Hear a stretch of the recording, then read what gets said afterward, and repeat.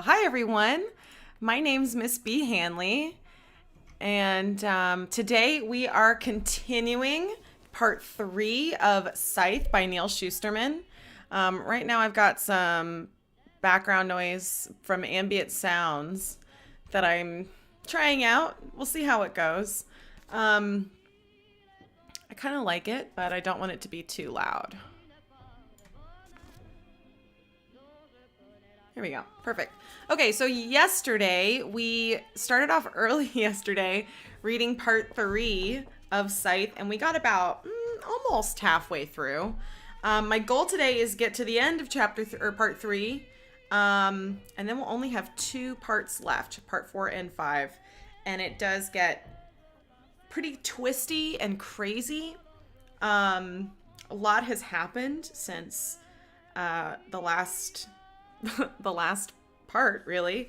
A lot happened last video. So if you haven't read the book, Scythe, and you haven't watched any of the videos, the streams prior to this one, then I highly recommend that you go get a copy of the book and read it yourself, or go watch those videos. So you're all caught up on the story with us. So don't spoil yourself. There are going to be spoilers because I am going to be reading from the book today. So just a heads up out there if you don't want to get spoilers, because we're going to be getting into spoiler territory for sure. If we haven't already, if this is not already considered spoiler territory, we are going to be getting into spoiler territory this afternoon. Okay. Yay. Okay, so I'm kind of liking this background noise, but I also want to find something maybe a little bit more chill. Let me see. I had a good one. I had a library, the Hogwarts library. I'm wearing my Harry Potter shirt, so it would be very on brand. Yeah, the music is doing a little too much for me. So let's try the Hogwarts library. Okay. Perfect. Get a nice little scribbling sound in there. Very nice, very nice. Okay, so last couple of times that we started stream, we did like a fan casting of the different characters.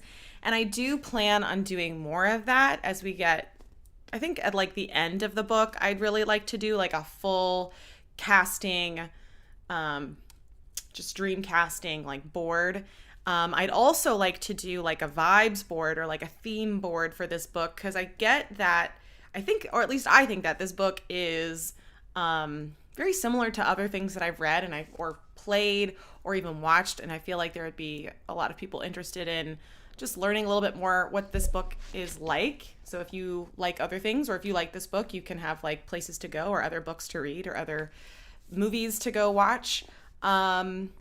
And then the last thing I want to do at the end of the book is look at some of the project requirements, because I know this was a honors summer reading book for some of my students. So I'd like to take a look at some of the requirements and maybe see if we can do a little bit of them, or even like try to answer some of them, get through a little bit of it, give you guys some ideas if you are watching this for your projects to turn in when school starts back up.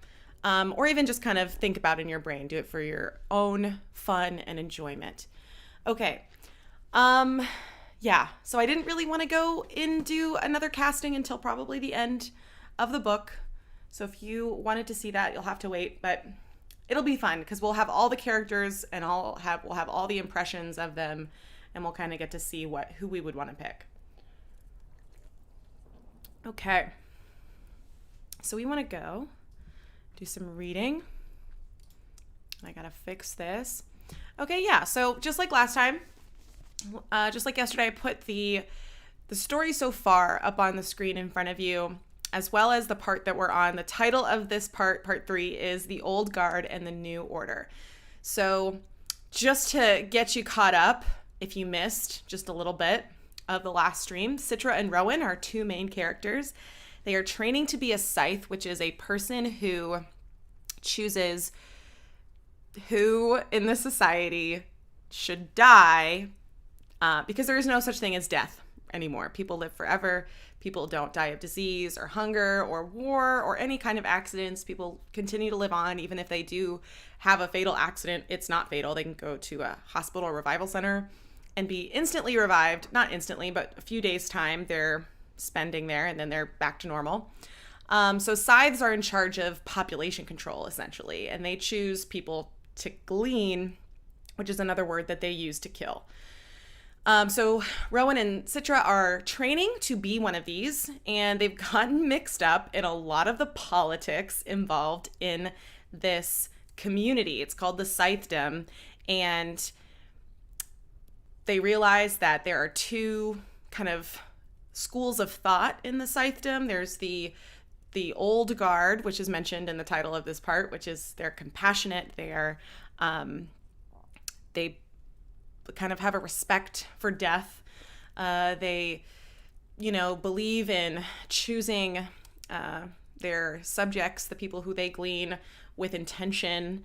That's not just like, I don't like them or they're ugly, because those are against the rules. They kind of follow the rules of the Scythedom a little bit more closely. And then you've got the New Order, and the New Order is kind of really being led by this guy named Scythe Goddard, who's, he's got a lot of like really bad philosophical beliefs. And I mean that in the way that he is a narcissist. He thinks he is better than everyone because he's a Scythe. He is better than the all-knowing AI that takes over the world or controls the world. And he's basically better than God. He is a god because he has control over life and death.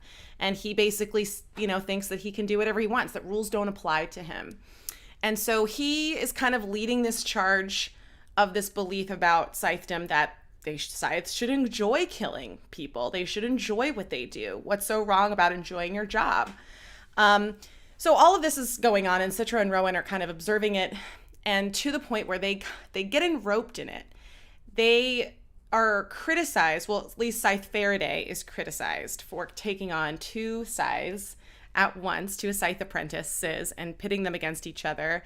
And the Scythedom agrees that whoever wins the apprenticeship, so to speak, whoever wins to become a Scythe, should kill the other contestant, the other person. So either Rowan is going to kill Citra, or Citra is going to kill Rowan. Faraday, objects to this, and nobody really listens to him. They're like, let's go with it. And he decides to free Citra and Rowan from their apprenticeship by self-gleaning, which is the only way a Scythe can die, is by killing themselves.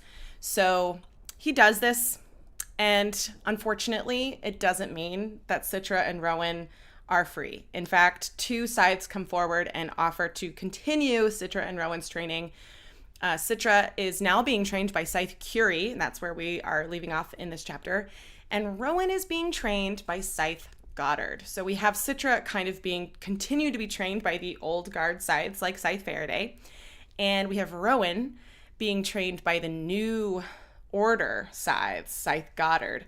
And it's creating a lot of conflict. So that's basically where we picked up on. I mentioned in the last stream that Rowan is experiencing a lot of things in his new training with Scythe Goddard that are definitely exhibiting signs of manipulation and abuse. I mentioned Scythe Goddard is kind of a narcissist. He thinks very, very highly of himself. And he is very manipulative, and he is doing a lot of things to Rowan to manipulate him.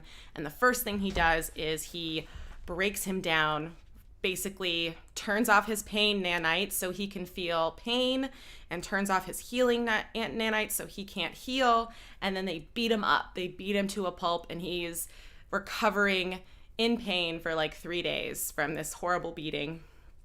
And finally, Scythe Goddard comes in and is like, okay, well, I'm going to turn your healing nanites back on, but not your pain-killing ones, because you're going to feel every ounce of pain that you're going to experience. So yeah, Scythe Goddard is kind of a masochist, he's or a sadist, whatever one likes giving pain, he's about it. And unfortunately, Rowan is really in a situation he can't escape from. He has to just go through this training, hope that he loses. In fact, he plans to try and lose again to Citra so that Citra has to kill him. He doesn't have to kill her.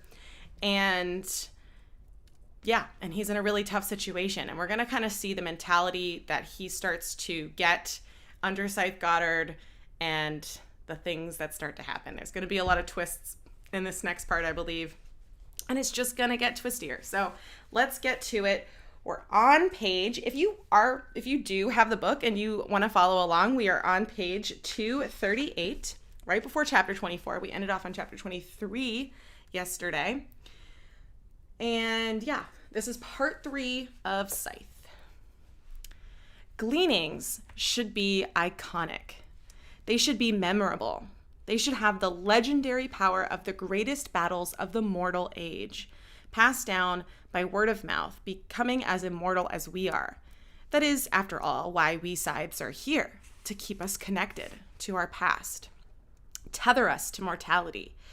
Yes, most of us will live forever, but some of us, thanks to the Scythedom, will not. For those who will be gleaned, do we not, at the very least, owe them a spectacular end?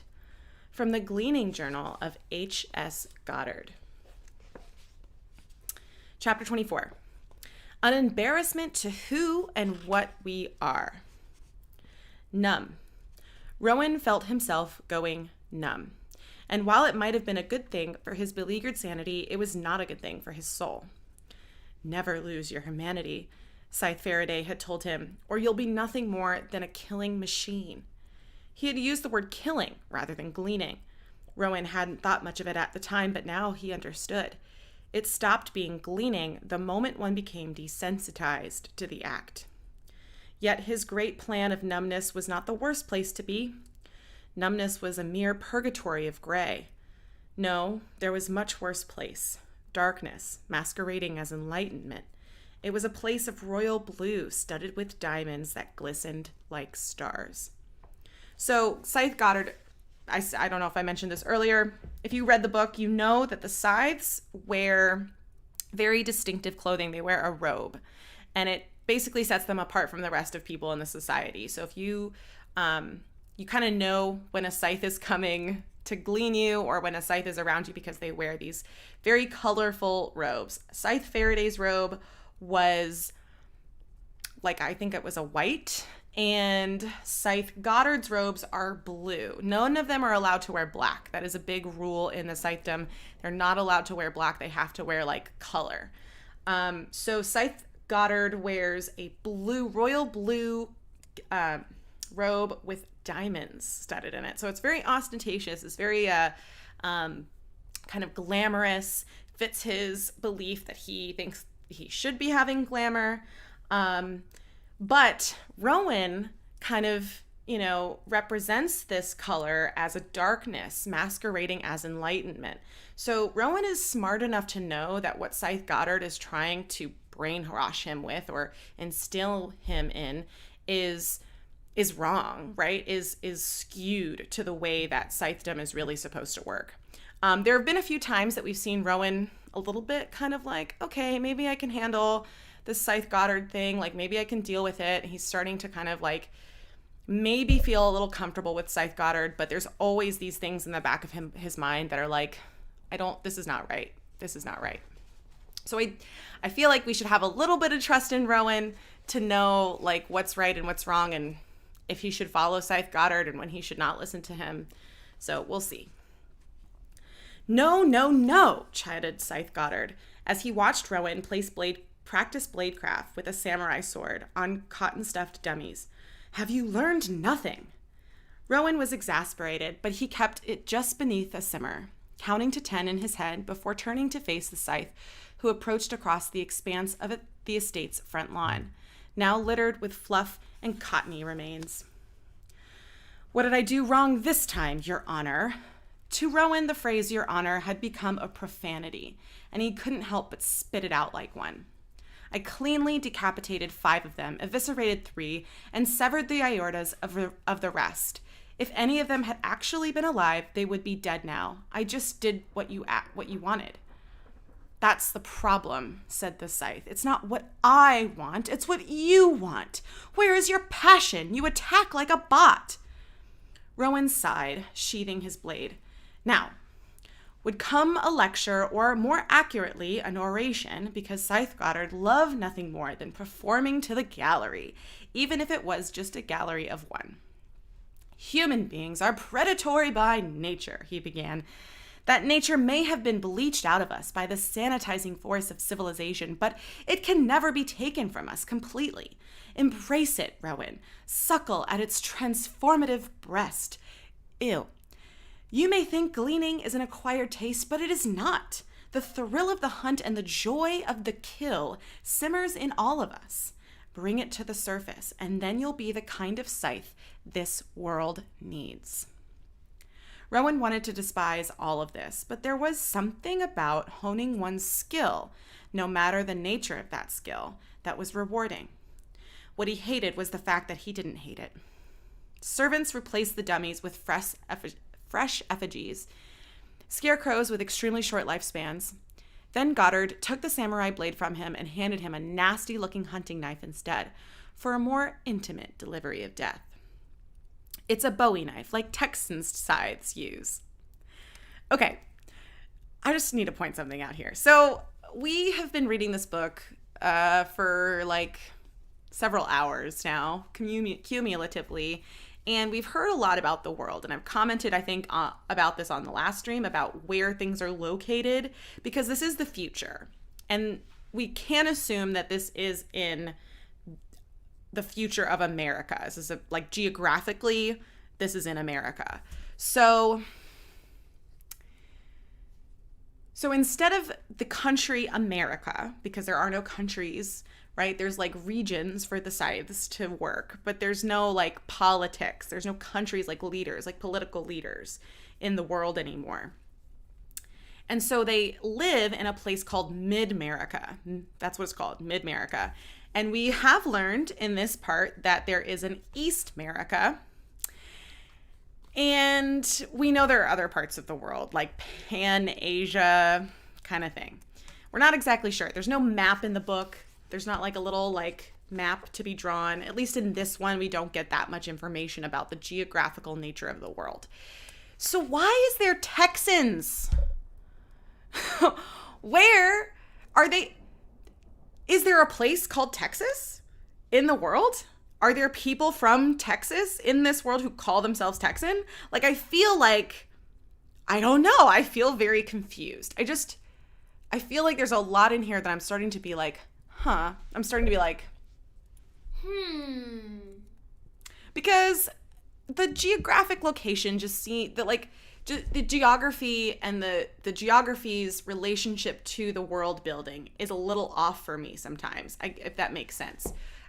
Like, if we're going to say that there's a region of the world called Mid-America, and we're going to say there's an East America and potentially I don't know. Like, is there a North America? Is that Canada? Is it still called Canada?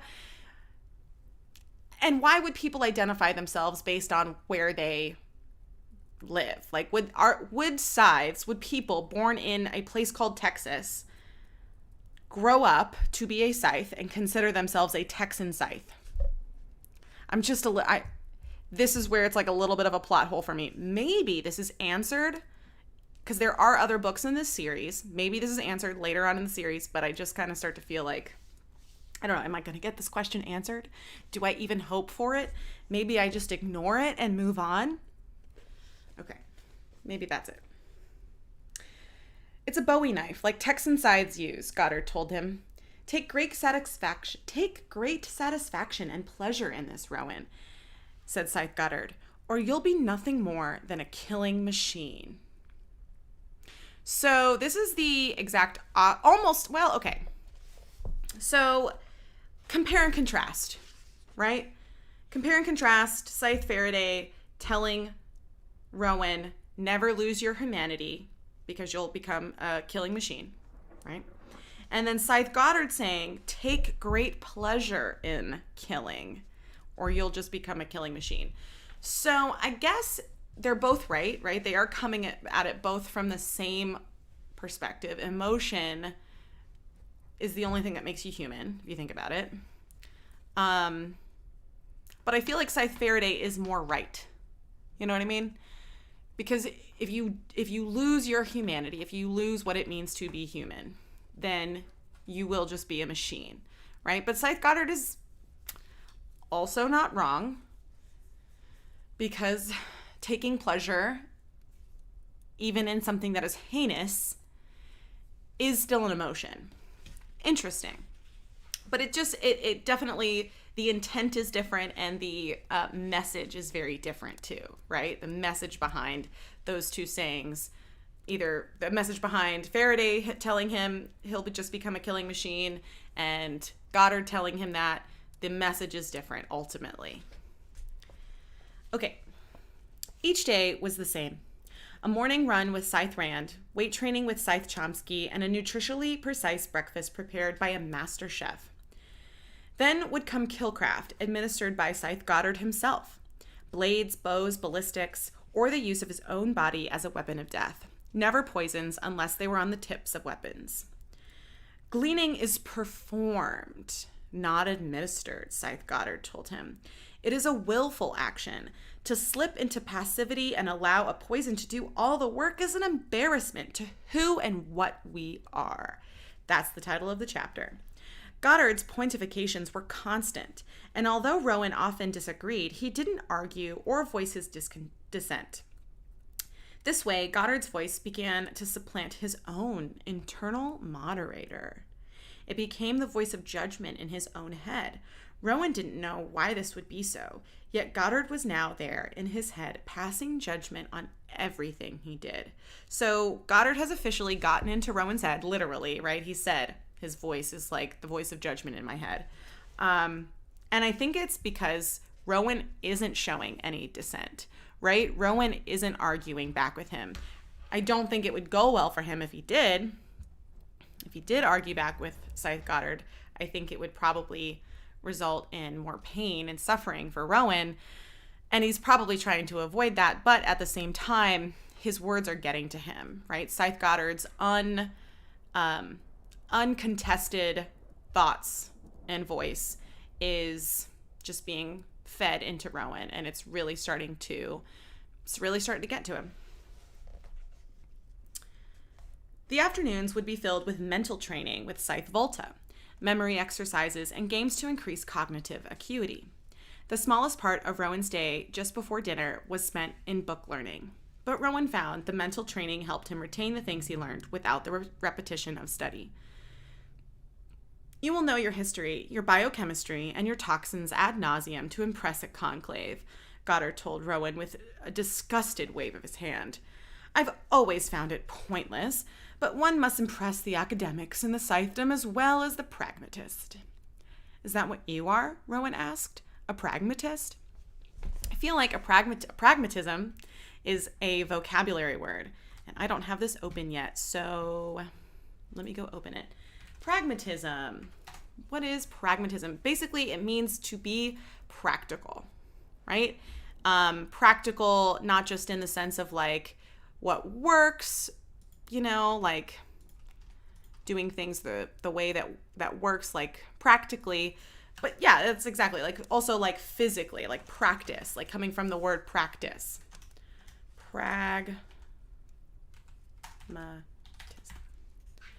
Pragmatism. And so a pragmatist is a person who believes that, right? If he is saying, right, that there are the academics would be the people who do the book learning, right? The thinking, the studying. Sorry, I'm just plugging in my keyboard here. The people who, do memorize stuff. And then the pragmatists are the people who do things. So that's what he's saying. He's saying that or at least he's saying the people who study and the people who do. You don't have to be one or the other, really. It's not like you are that, it's not like it's that black and white. You could be both, right? You could be a person who's I'm covering it up. A person who is likes to study things and a person who likes to do things. You could be both. Doesn't mean you necessarily have to subscribe to one side or another. Okay. I just want to make sure it can be seen. There we go. Kind of. Okay, we're just going to do that and hope that it stays up. Okay. Is that what you are? Rowan asked. A pragmatist? It was Volta who answered him. Scythe Goddard is a visionary. Ooh. Yeah. Red flag. Scythe Goddard is a visionary. That puts him on a level above every other Scythe in mid-America, maybe even the world. Goddard didn't disagree.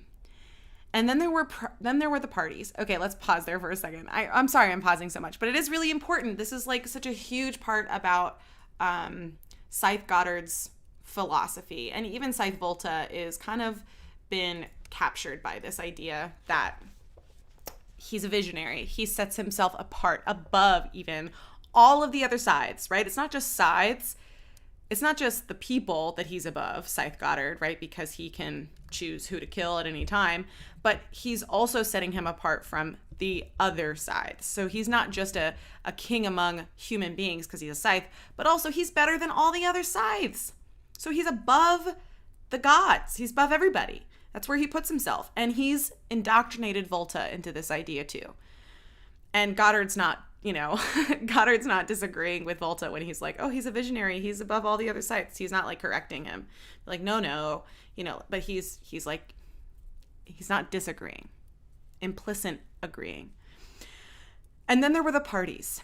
They came upon the estate like seizures. Everything else stopped. They even took precedence over Rowan's training. He had no idea who organized them or where the revelers came from, but they always came, along with food enough to feed armies, and every sort of decadence. Rowan didn't know if it was his imagination, but there seemed to be more Scythes and known celebrities frequently Goddard's parties than when he first arrived. In 3 months, the change in Rowan's physique was obvious, and he spent more time than he would want anyone to know studying the change in the tall mirror in his bedroom. Okay, Rowan, there was definition everywhere. His abs, his pecs, biceps seemed to inflate out of nowhere, and Scythe Rand constantly slapped his glutes, threatening all sorts of lewd liaisons with him once he was of age. Okay, so gross.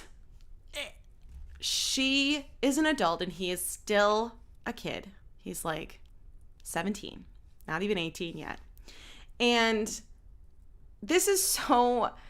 I can't, like, this is almost like Neal Shusterman, like, got a pamphlet or something, or like a training book on, like, just abusive manipulation, especially in scenarios with narcissistic people. Because, yeah, okay, yes, Rowan is a guy. He can quote unquote, take a girl slapping his butt. But this is still inappropriate. This is extremely inappropriate. So they've broken him down physically. And now they're trying to indoctrinate him into the belief that they're better than everyone else. And his body is changing in a pleasing way, right? Like that he's happy with. But it is causing some attention from the older female Scythe who is inappropriately slapping his butt and saying things like, I can't wait till you're old enough because then we can hook up. It's just gross. Like, it doesn't really matter if Rowan wants it or not. It's just inappropriate and gross. And, like, it's just a huge red flag. Like, all of these things that Rowan is talking about experiencing, even the parties, even him experiencing, like, all this food and decadence and parties coming and celebrities, like, all of that is still a part of the manipulation. All of that is still a way to get Rowan to be on their side and like them and be indoctrinated into Goddard's circle. So it's gross. It's all gross. Just going to say that right there. He had finally gotten the hang of his journal, writing things that bordered on thoughtful, but it was just a sham. But it was still just a sham. He never wrote what he truly felt, for he knew that his private journal was not private at all, and that Scythe Goddard read every last word. So he wrote only things that Goddard would want to read. Although Rowan did not forget his secret pledge to throw the Scythehood to Citra, there were moments when he willfully suppressed it in his mind, allowing himself to imagine what it would be like to be an ordained Scythe. Would he be the type of Scythe Faraday was, or would he accept the teachings of Goddard? As much as Rowan tried to deny it, there was logic to Goddard's approach. After all, what creature in nature despised its own existence and felt shame for its means of survival? I feel like that line right there, that question, after all, what creature in nature despised its own existence and felt shame for its means of survival? I feel like that's like a literal line from one of Goddard's journal entries. So it just shows, again, how much he's being influenced by him. We became unnatural the moment we conquered death, Scythe Faraday would say. But wouldn't that be a reason to seek whatever nature we could find within ourselves? Goddard's voice again. If he learned to enjoy gleaning, would it be such a tragedy? Goddard's voice again. He kept these thoughts to himself, but Scythe Volta could read. If not the specifics, then the general nature of his thoughts. I know you were first brought on as an apprentice for very different traits than the ones Scythe Goddard admires, Volta told him. He sees compassion and forbearance as weaknesses. But you have other traits that are beginning to awaken. You'll be a new order Scythe yet. Of all of Goddard's junior Scythes, Volta was the most admirable, and the one Rowan most related to. He imagined they might be friends once they were equals. Is it going to play? Aww. Yeah, so Scythe Volta is creating a friendship with Rowan, and I don't think it's all that bad because I think that Volta is indoctrinated by Goddard completely, but he has had to overcome these so-called weaknesses that Goddard points out, like compassion and forbearance, right? And he believes that. He believes that he's overcome weaknesses like compassion with Scythe Goddard, but I think Volta still has that compassion in him. Do you remember the pain when we beat you down? Volta asked one afternoon at the end of memory training. How could I forget? There are 3 reasons for it, Volta told him. The first is to connect you with our ancestors, reliving the pain and the fear of pain, because that's what's led to civilization and humanity's advancement beyond its own mortality. The second is a rite of passage, something sorely missing in our passive world. But the third reason may be the most important. Being made to suffer pain frees us to feel the joy of being human. Okay, so there's a lot of truth in this, right? The reasons that Volta is saying why he goes through it. There are ulterior motives. Don't you forget, there are ulterior motives that Goddard had to beat up Rowan. But this is what Goddard has told Volta. This is what Volta believes is the reason for being beat up. And the first reason, to connect him with his ancestors. Okay. You can connect with your ancestors. I guess in this world it would be different. Like they've talked about looking at art, watching plays, reading books, and how it not being the same. Even Scythe Curie has said it's not really the same because we don't experience death, and that's one of the main things that the age of mortality experienced, was the imminent threat that any day could be your last. But pain, in this world doesn't need to be the thing that connects you with your ancestors. You can connect with your ancestors through love, through happiness, through joy, 100%. He says it's a rite of passage for the second reason. This rite of passage, again, seems kind of like a little bit of just talk from me, because it's like something sorely missing in our passive world. A rite of passage, I think everybody, there's like a saying that, you have to go through certain things in order to experience and learn from them, and that's absolutely true. But in this particular sense, the rite of passage is violent, and it is damaging and painful, and it's also not something that Rowan wanted to do, right? There's a difference between being like, what am I trying to think of? Like a story. I'm going to use a story. There's a story in Apex Legends where a character has to, go on a hunt basically to bring back the trophy of, killing their first beast for the village and bringing back the animal to feed the village. Like, that's a little bit different because the character is like, I want to go through this so I can become, whatever I need to become for the village, right? And I can prove my worth and my ability. This is a rite of passage that's like a rite of passage. Like, I don't know, it's hazing. It's manipulative. It's not something that he wanted to do, right? It's not really, I think, the rite of passage that Volta is talking about that people need. But the last reason I'm going to give him props for. He says the last reason, the most important, being made to suffer pain frees us to feel the joy of being human. And it's true, kind of, right? Like, sometimes when you don't feel pain and pleasure are very closely tied, right? You think about it, you think about the most pain you've ever been in, and then you think about the relief that comes when that pain goes away, right? When you put an ice pack on your sore foot, or you take a headache pill or something, like, like, it's just like the relief that comes after the pain is a huge, you can't experience without feeling the pain. But at the same time, this is still a manipulation. They are still trying to control Rowan. And I feel like even Volta is saying these things just to try and like make it seem like it's okay and explain away why they're doing certain things. To Rowan, it sounded more like empty platitudes. But Volta wasn't like Goddard that way. He didn't usually speak in lofty, meaningless ideas. I felt plenty of joy in my life without having to be beaten to a pulp, Rowan told him. Volta nodded. You felt some, but a shadow of what it can be. Without the threat of suffering, we can't experience true joy. The best we get is pleasantness. Rowan had no response to that because it struck him as true.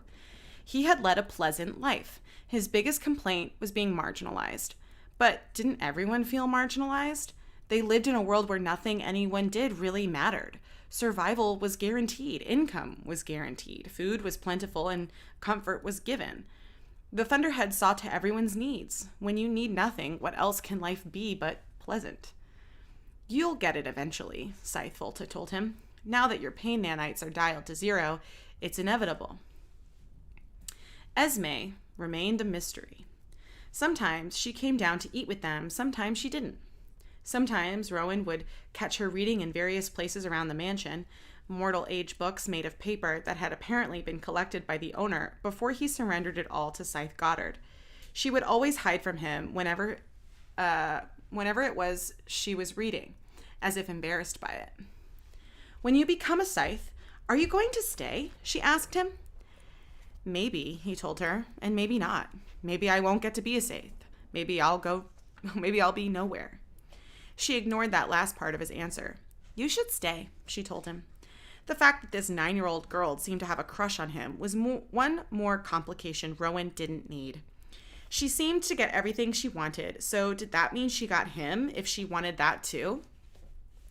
My name's Esmeralda, but everyone calls me Esme, she told him when she followed him into the weight room one morning.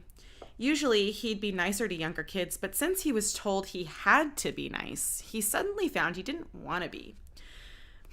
Rowan, rejecting authority.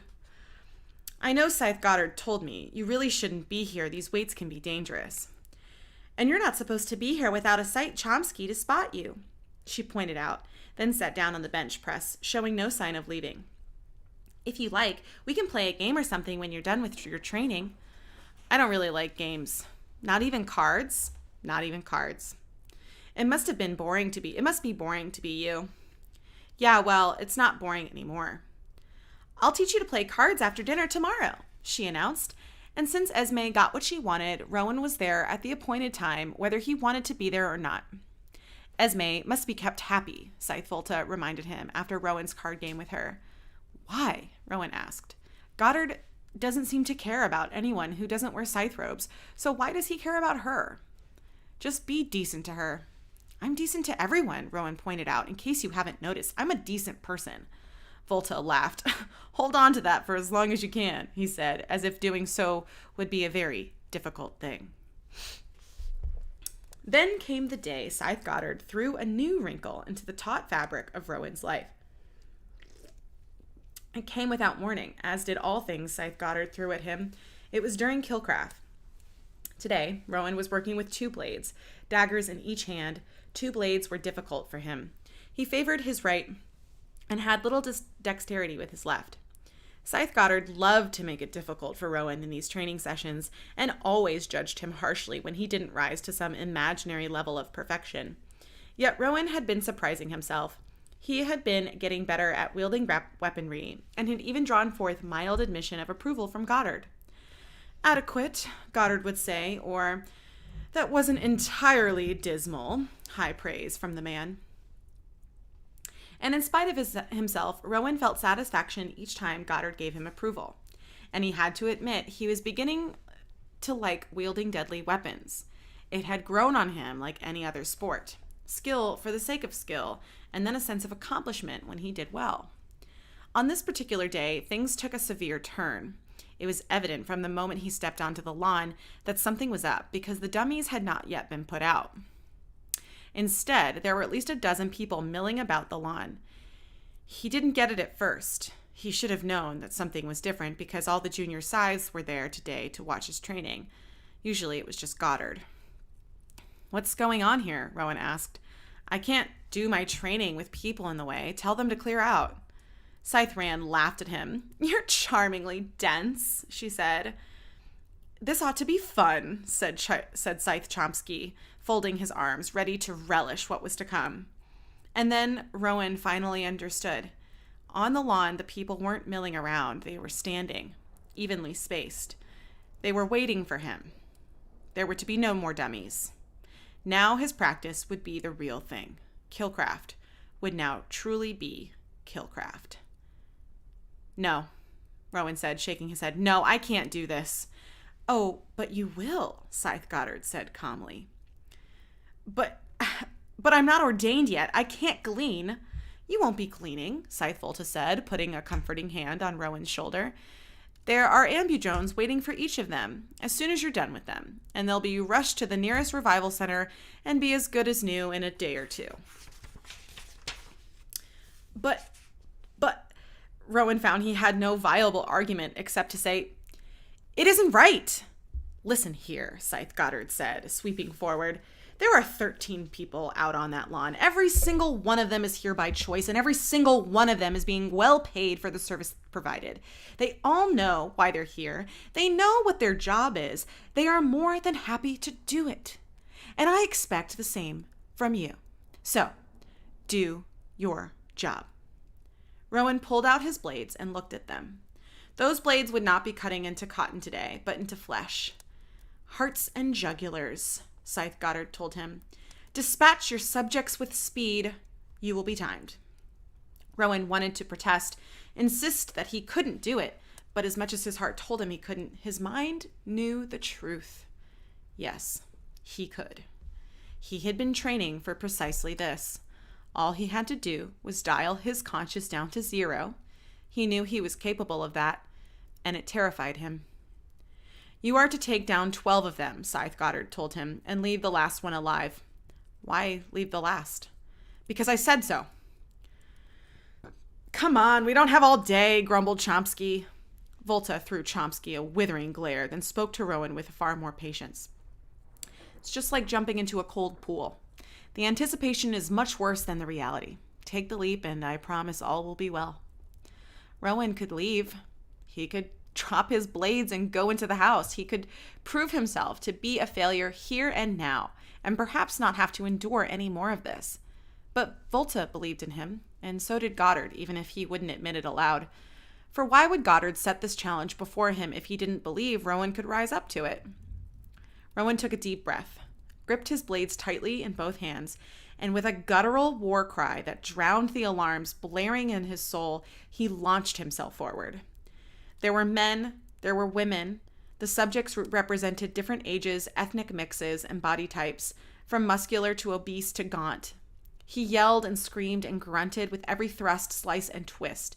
He had trained well. The blades sunk with perfect precision. Once he began, he found he couldn't stop. Bodies fell, and he was on to the next and the next. They didn't fight back. They didn't run in fear. They just stood there and took it. They were no different from the dummies. He was covered in blood. It stung his eyes. The smell was thick in his nostrils. Finally, he came to the last one. It was a girl his age, and there was a look on her face of resignation bordering on sorrow. He wanted to end that sorrow, wanted to complete what he had begun, but he overrode the brutal imperative of the hunter in him. He forced himself not to swing his blaze. "Do it," she whispered. "Do it, or I won't get paid." But he dropped his blades to the ground. 12 deadish, one left alive. He turned to the sides, and they all began to applaud. "Well done," Scythe Goddard said, more pleased than Rowan had ever seen him. "Very well done." Ambudrones began to descend from above, grasping his victims and spiriting them away to the nearest revival center. And Rowan found himself smiling. Something had torn loose inside of him. He didn't know whether it was a good thing or not. And while part of him felt like falling to his knees and hurling up breakfast, another part of him wanted to howl to the moon like a wolf. Oh no! Rowan! This is not good. This is not good. Rowan, Rowan is just really not a good place. You know,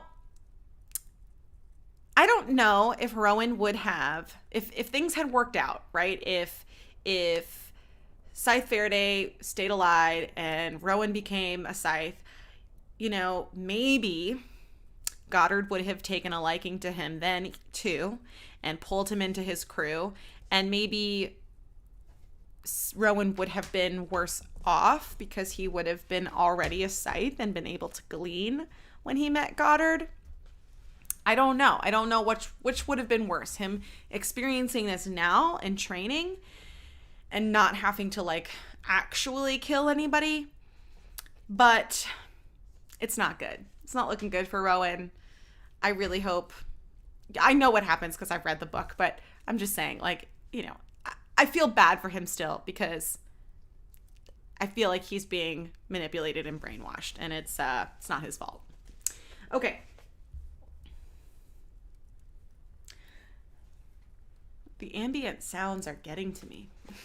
The sounds of the library are getting to me. Okay. There's ghosts. Okay. Moving on to chapter 25. And we've got another journal entry. Just as a reminder, the journal entries are formatted differently. They're in a different perspective because they're like journal entries. So they're, is my thing? Okay. So they're written in first person while the rest of the book is obviously third person. But it is interesting, and all of them have been the majority of the journal entries from part 1 and some of part 2 have been from Scythe Curie. Some of them in part 2 were from Scythe Goddard, and now we've gotten a good mixture of Curie and Goddard, and now we're about to see another one too. A year ago, if you told me I'd know how to wield more than 24 types of blades, that I would become an expert at firearms, and that I would know at least 10 ways to end a life with my bare hands, I would have laughed and suggested that you ought to get your brain chemistry tweaked. Amazing what can happen in just a few short months. Training under Scythe Goddard is different from under Scythe Faraday. It's intense, physical, and I can't deny that I'm getting better at everything I do. If I am a weapon, then I am being sharpened against a grindstone every day.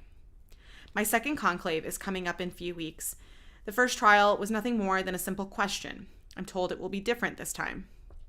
There's no telling what the apprentices will be expected to do. One thing's for sure, there will be serious consequences for me if I don't perform to Goddard's liking. I have every confidence that I will. From the Journal of Rowan Damish, Scythe Apprentice. Chapter 25. Proxy of Death. Sorry, I'm just checking something real quick. Okay. Proxy of Death, chapter 25. The engineer liked to believe that his work at magnetic propulsion laboratories was useful, even though it had always appeared pointless. Magnetic trains were always moving as efficiently as they could. Applications for private transportation needed little more than tweaking. There was no more new and improved. There was just the trick of different. New styles and advertisements to convince that stylishness was all the rage. But the basic technology remained exactly the same. Quick pause for a moment. So a couple of the chapters have started like this, where it's from it's a third person limited perspective of a character that we don't know, like just a random character in the world. And usually one of the characters that we're familiar with in the story enters and, does something kind of traumatic. Usually it's Scythe Goddard, so I don't know if it's going to happen this time or if it's going to be a different Scythe. We'll wait and see. But this is pretty typical for this book. This chapter starts and it's looking at a person in the world's perspective. In theory, however, there were new uses that were yet to be tapped, or else why would the Thunderhead put them to work? There were project managers who knew more about the ultimate goal of the work they did, but no one had all the pieces. Still, there was speculation. It had long been believed that a combination of solar, wind, and magnetic propulsion would be required to move about in space with efficiency. True, the prospect of space travel had been out of favor for many years, but that didn't mean it wouldn't always be. There had once been missions to colonize Mars, to explore Jupiter's moons, and to even launch to the stars beyond. But every mission had ended in utter disastrous failure. Ships blew up, colonists died, and in deep space, death meant death. Just as completely as if they had been gleaned. The idea of irrevocable death without the controlled hand of a Scythe was too much to bear for a world that had conquered mortality.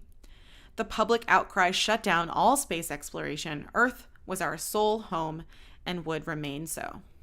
Which is why the engineer suspected that the Thunderhead moved forward on these projects so carefully and so slowly as to not draw the public's attention.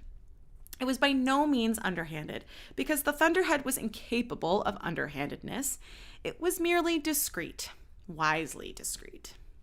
One day, perhaps the Thunderhead would announce that while everyone was looking the other way, humanity had achieved a sustainable presence beyond the bounds of planet Earth. The engineer looked forward to that day and fully expected he'd live to see it. He had no reason to expect that he wouldn't, until the day a team of Scythes laid siege to his research facility. Here we go. Rowan was awakened at dawn by a towel hurled at his face. "Get up, sleeping beauty," Scythe Volta said. "Shower and get dressed. Today's the day." "Today's what day?" Rowan said, still too groggy to sit up. "Gleaning day," said Volta. "You mean you guys actually glean? I thought you just partied and spent other people's money." "Get yourself ready, smartass." When Rowan turned off his shower, he heard the chop of helicopter blades, and when he came out to the lawn, it was waiting for them. It was no surprise to Rowan that it was painted royal blue and studded with glistening stars. Everything in Scythe Goddard's life was a testament to his ego. And if you don't know what an ego is, just basically an ego is like the image that you think of yourself as, right? So someone who is egotistic is really wrapped up in their self-image, right? It's the person that you present yourself to other people. That's your ego. Okay. The other three Scythes were already out front, practicing their best kill moves. Their robes were bulky and clearly loaded down with all nature of weaponry sheathed within the folds. Chomsky torched a potted shrub with a flamethrower. "Really?" said Rowan. "A flamethrower?" Chomsky shrugged. "No law against it. And anyway, what business is it of yours?" Goddard strode out of the mansion. "What are you waiting for? Let's go!" As if they hadn't all been waiting on him. The moment was charged with the adrenaline of anticipation, and as they strode toward the waiting helicopter, Rowan, for an instant, had an image of them as superheroes, until he remembered what their true purpose was, and the image was shattered. "How many are you going to glean?" he asked Scythe Volta, but Volta just shook his head and pointed to his ear, too loud to hear Rowan over the chopper blades, which made the Scythe's robes flail like flags in a storm as they crossed the lawn. Rowan did some calculations. Scythes were charged with 5 gleanings per week, and to the best of his knowledge, these 4 hadn't taken a life in the 3 months that Rowan had been there. That meant they could glean about 250 a day and still be within their quota. This wasn't going to be a gleaning. It was going to be a massacre. Rowan hesitated, falling back as the others got in. Volta noticed. "Is there a problem?" Volta shouted over the deafening chopping of the blades. But even if Rowan could make himself heard, he would never be understood. This is what Goddard and his disciples did. It was how they operated. This was business as usual. Could this ever be that way for him? He thought to his latest training sessions, the ones with living targets, the feeling he had when he rendered all but one deadish revulsion fighting a primal sense of victory. He felt that now as he stood at the entrance to the helicopter. With each step deeper into Goddard's world, it became harder and harder to retreat. All fourth Scythes were looking at him now. They were ready to go on their mission. The only thing holding them back was Rowan. I'm not one of them, he told himself. I will not be gleaning. I will only be there to observe. He willed himself to step up to the helicopter, pulled the door closed, and they rose skyward. Never been up in one of these, have you? Volta asked, misreading Rowan's apprehension. No, never. It's the only way to travel, Scythe Rand said. We are angels of death, said Scythe Goddard. It is only fitting that we swoop in from the heavens. They flew south, over Fulcrum City, to the suburbs beyond. All the way, Rowan silently hoped the helicopter would crash, but realized what a pointless exercise that would be, because even if it did, they'd all be revived by the weekend. A helicopter landed on the mains building's rooftop heliport. It was unexpected, unannounced, which never happened. The Thunderhead piloted just about everything airborne, and even if it was an off-grid chopper, someone on board would always announce their approach and request clearance. The thing just dropped from the sky and onto the roof. The closest security guard bounded up the stairs from the 6th floor and onto the roof in the time to see the Scythe stepping out, 4 of them, blue, green, yellow, and orange, and a boy with an apprentice armband. But what is he wearing? Okay, is he wearing normal clothes? I feel like this has yet to be addressed, and they just keep referring to their armbands. Like, are they just wearing armbands? Like, that would be so weird. I'm just saying. Just saying. I feel like, street clothes. Just a nod to what they're wearing, because I feel like it could be anything. Like, it could be wearing they could be wearing street clothes. They could be wearing a uniform. They could be wearing a all black or all white or something else to indicate that they're not like a Scythe, but they're with the Scythe. I don't know. Yeah, it's kind of bothering me. It's just like the map of the world is kind of bothering me. It's kind of pulling me out a little bit. Okay, where was I? I lost my... Okay, apprentice armband. The guard stood there, slack-jawed, unsure what to do. He thought to call to this main office, but realized that doing so might get him gleaned. The female Scythe in green, with witchy dark hair and a Pan-Asian leading to her, approached him, grinning. Knock, knock, she said. He was too stunned to respond. I said knock, knock. Who's there? He finally responded. She reached into her robe, producing the most awful-looking knife the man had ever seen. But her arm was grabbed by the Scythe in blue before she could use it. Don't waste it on him, Anne, he said to her. The Scythe in green put her knife away and shrugged. Guess you'll miss the punchline. Then she stormed past him with the others and down the stairs into the building. He caught the gaze of the apprentice, who lagged a few yards behind the others. What should I do? He asked the boy. Get out, the boy told him, and don't look back. So the guard did what he was told. He crossed to the far stairwell, bounded all the way down, burst out the emergency exit, and didn't stop running until he was too far away to hear the screams. We'll start up here on the 6th floor and work our way down, Goddard told the others. They came out the stairwell to see a woman waiting for the elevator. She gasped and froze. Boo, said Scythe Chomsky. The woman flinched, dropping the folders she carried. Rowan knew that any of these Scythes, on a whim, could have taken her out. She must have known that too, because she braced for it. How high is your security clearance? Goddard asked her. Level 1, she told him. Is that good? She nodded, and he took her security badge. Thank you, he said. You get to live. And he moved toward a locked door, swiping the card to gain entrance. Rowan found himself getting lightheaded and realized he was beginning to hyperventilate. I should wait here, he told them. I can't glean. I should wait here. No way, said Chomsky. You come with us. But what use will I be? I'll just be in the way. Then Scythe Rand kicked in the glass of an emergency case, pulled out a fire hatchet, and handed it to him. Here, she said, break stuff. I mean, I would like a license to break stuff too. That would be nice. Why? She winked at him. Because you can. The employees in Suite 601, which took up the entire north half of the floor, had no warning. Scythe Goddard and his scythe strode to the center of the activity. "Attention," he announced in full theatrical voice. "Attention all! You have been selected for gleaning today. You are commanded to step forward and meet your demise." Murmurs, gasps, and cries of shock. No one stepped forward. No one ever did. Goddard nodded to Chomsky, Volta, and Rand, and the four advanced through the maze of cubicles and offices, leaving nothing in their wake. "I am your completion," intoned Goddard. "I am your deliverance. I am your portal to the mysterious beyond this life." Oh, I said that really wrong. Hang on, let me say it. "I am your portal to the mysteries beyond this life." Blades and bullets and flames. The office was catching fire. Alarms began to blare. Sprinklers gushed forth icy water from the ceiling. The doomed were caught between fire and water and the deadly sights of four master hunters. No one stood a chance.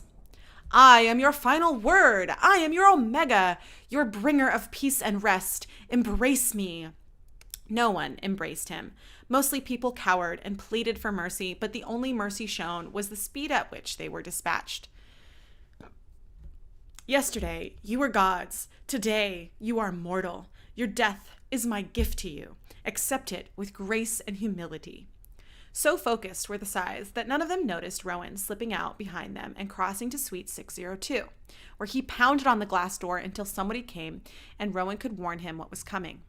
"Take the back stairs," he told the man. "Get out as many as you can. Don't ask questions, just go."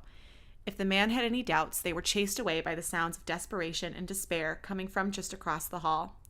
A few minutes later, when Goddard, Volta, and Chomsky were done with 601, they crossed a hall to find Suite 602 empty, save for Rowan, swinging his fire hatchet at computers and desks and everything in his path, doing exactly as he was told to do. The scythes moved faster than the flames, faster than the flow of workers trying to escape. Volta and Chomsky blocked two of the three stairwells. Rand made her way to the main entrance and stood like a goalie, taking out anyone trying to escape through the front doors. Goddard spouted his ritualistic litany as he moved through the panicked mob, switching his weapons as it suited him, and Rowan swung his hatchet at anything that could shatter, when secretly directed whoever he could toward one unguarded stairwell. It was over in less than 15 minutes. The building was in flames, the helicopter was now hovering above, and the scythes strode out of their front entrance, like the four horsemen of the post-mortal apocalypse. Rowan brought up the rear, dragging his hatchet on the marble until he dropped it with a clatter. Before them were half a dozen fire trucks and ambi-drones, and behind that, hordes of survivors. Some ran when they saw the scythes come out, but just as many stayed, their fascination overcoming their fear. "You see," Goddard told Rowan, "the firefighters can't interfere with the scythe action. They'll let the whole thing burn down. And as for the survivors, we have a wonderful public relations opportunity." Then he stepped forward and spoke loudly to those who hadn't fled. "Our gleaning is complete," he announced. "To those who survive, we grant immunity. Come forward to claim it." He held out his hand, the one that bore his ring. The other scythes followed his lead and did the same. No one moved at first, probably thinking it was a trick. But in a few moments, one ash-stained employee stumbled forward, followed by another, and then the entire mob was apprehensively coming toward them. The first few knelt and kissed the scythe's ring. And once the others saw that this was for real, they surged forward, mobbing the scythes. "Easy," shouted Volta, "one at a time." But the same mob mentality that propelled their escape now pushed them toward these life-saving rings. All of a sudden, no one seemed to remember their dead co-workers. Then, as the crowd around them got denser and more agitated, Goddard pulled back his hand, removed his ring, and handed it to Rowan. "I tire of this," Goddard said. "Take it. Share in the adoration." "But I can't. I'm not ordained." "You can use it if I give you permission as a proxy," which is the title of the chapter, Goddard told him. "And right now, you have my permission." Rowan put it on, but it wouldn't stay, so he switched it to his index finger, where it was a bit more snug. Then he held out his hand as the other scythes did. The crush of people didn't care which finger the ring was on or even whose hand it was on. They practically climbed over one another to kiss it and to thank him for his justice, his love, and his mercy, calling him your honor, not even noticing he wasn't a Scythe. Welcome to life as a god, said Scythe to him, while behind them the building burned to the ground.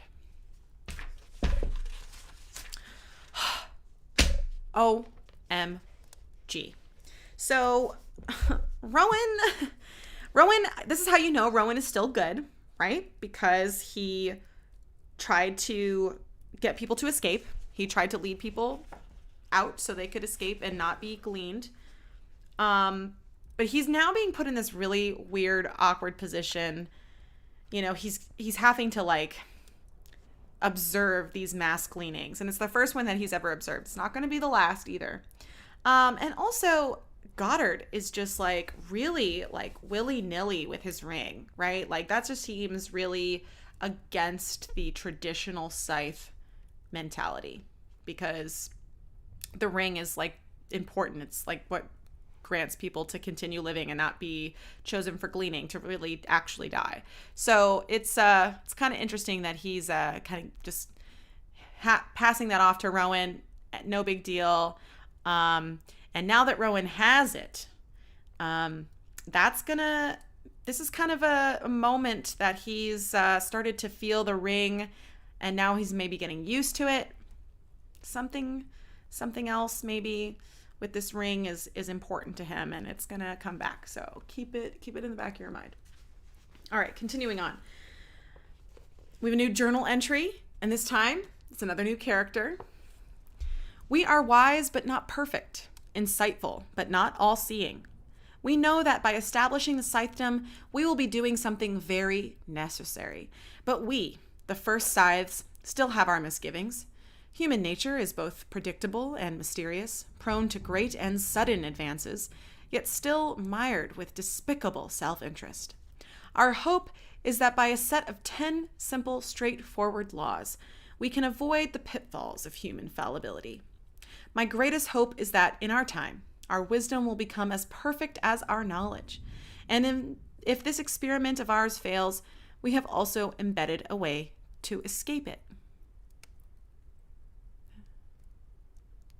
And if this experiment of ours fails, we also embedded a way to escape it. Oh, the self-gleaning thing. Okay, never mind. That makes sense. May the Thunderhead help us all, even if we ever need that escape. From the Gleaning Journal of H.S. Prometheus, the first world's supreme blade. Maybe it's not the self-gleaning thing in that line. The embedded escape. May the Thunderhead help us if we ever need that escape. That's a moment for sure. Interesting. And that's from Scythe Prometheus. He's the first world supreme blade, so he would be the Scythe who is actually in charge of the other Scythes, not Scythe Goddard, that he thinks himself to be. Imagine Scythe Goddard becomes High Blade. That would be really bad.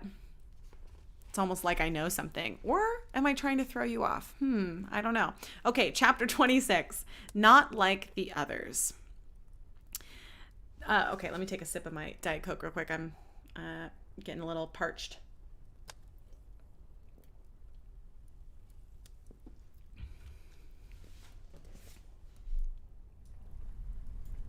Turn that up a little bit. There we go. Is it thundering outside as well as in my headphones? Seems like I'm getting two sets of thunder. Chapter 26, not like the others. That night they feasted. Although Rowan could not dig up an appetite, no matter how deep he mined, Goddard ate enough for everyone. He was invigorated by the day's hunt, like a vampire sucking in the life force of its victims. Vampire. Someone who's played a vampire. That's the person who should play Scythe Goddard. I'm going to look that up during casting. I'm going to remember that. He was more charming, more suave than ever, saying things to make everyone laugh. How easy, thought Rowan, to fall in love with him, to be stroked into his elite club, just as the others had been. Clearly, Chomsky and Rand were cut from a similar cloth as Goddard. They held not the slightest illusion of conscience. But unlike Goddard, they had no delusions of grandeur. They gleaned for sport, for the joy of it, and as Scythe Rand so accurately put it, because they can. They were more than happy to wield their weapons while Goddard inhabited his role as the Angel of Death.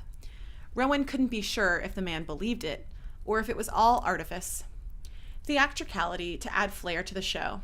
Scythe Volta, though, was different. Yes, he stormed the office building and gleaned his share, but as the others had.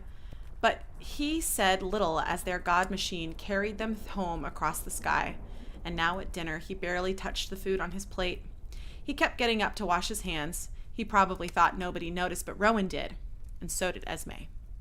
Scythe Volta is always cranky after a gleaning. Esme leaned over to tell Rowan, "Don't stare at him, or he'll throw something at you." Halfway through dinner, Goddard asked for a final count. "We gleaned 263, Rand told him.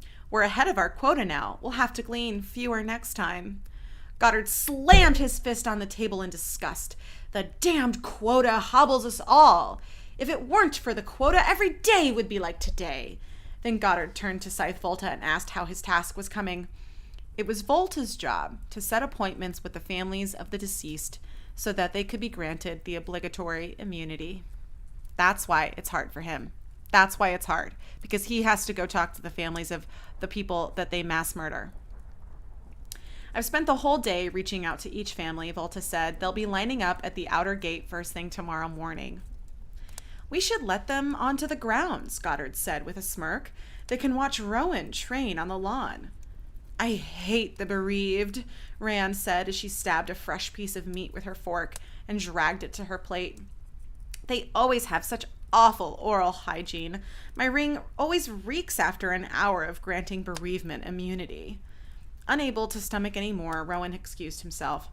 "I promised Esme I'd play cards with her after dinner, and it's getting late." There was no truth in that, but he threw a glance to Esme, and she nodded, pleased to be a part of an impromptu conspiracy. "But she'll miss the creme brulee," said Goddard. "More for us," said Chomsky, shoving a forkful of prime rib into his maw. Rowan and Esme went into the game room and played gin rummy, mercifully undisturbed by talk of gleaning and quotas and the kissing of rings. Rowan was thankful that the Suicide King held the monopoly on misery in this room. What? Was thankful that the Suicide King... Do I not get that? Why don't I get that? What is that supposed to... What is he saying? Rowan was thankful that the Suicide King held the monopoly on misery in this room. Does he mean Scythe Faraday? Okay, I feel like I missed something. With that. Okay. "We should get the others to join us," Esme suggested. "Then we can play hearts or spades. You can't play those games with just two." "I have no interest in playing cards with the Scythes," Rowan told her flatly. "Not them, silly. I mean the servants." She picked up his discarded 9, the second one he fed to her, as if he didn't know she was collecting them. Letting her win today was payment for helping him escape the dining room. "I play cards with the poolman's son sometimes," she told him, "but they don't like me very much on account of this used to be their house. Now they all share a room in the servants' quarters." Then she added, "You're sleeping in one of their rooms, you know. So I'll bet they don't like you much either." "I'm sure they don't like any of us." "Probably not."